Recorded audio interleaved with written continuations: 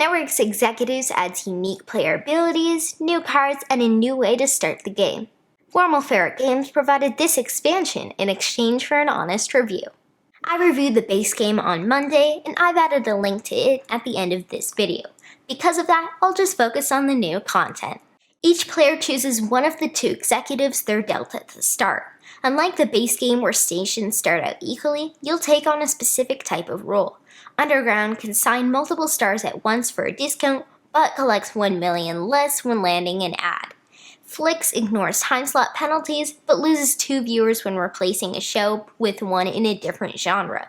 You get 12 different executives in this box. You now use a new, balanced deck where genres have an equal chance of appearing. The formerly rare reality and sports shows were tweaked a bit. On average, reality shows now earn fewer viewers. Sports shows have higher upkeep costs. The other big change is the introduction of pilot season cards.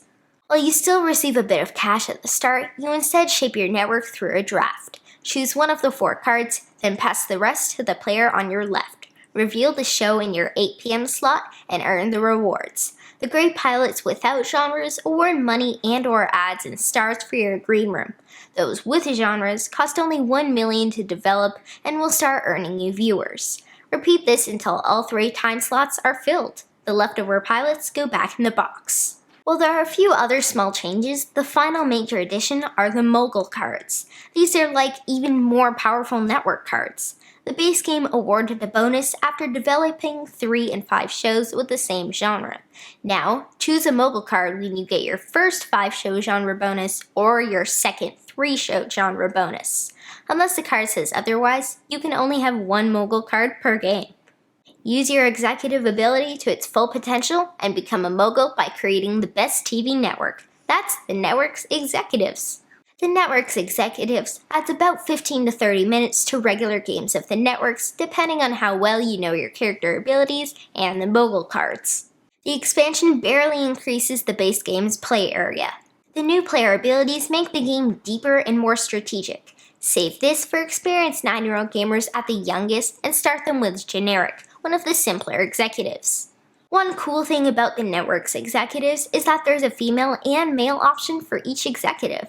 Nice! I love the mogul cards. They're more powerful versions of the network cards, so you really need to work for them. I'd be shocked if anybody gained one before the 3rd round. The decisions are even tougher now. Do I take this costly show and put it outside of its preferred slot just to land a specific mogul? The pilot draft adds to the playtime, but the varied starting bonuses and added strategy and replayability make it worthwhile.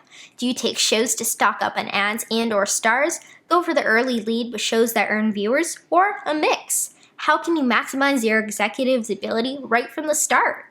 There's a lot more variety in the executives than I expected. You have your types, ad generators, tightwads, and so on, each with bonuses and penalties. For example, Starry Eyes is that your shows can hold an additional star, but you have to pay them if 2 or more are in your green room.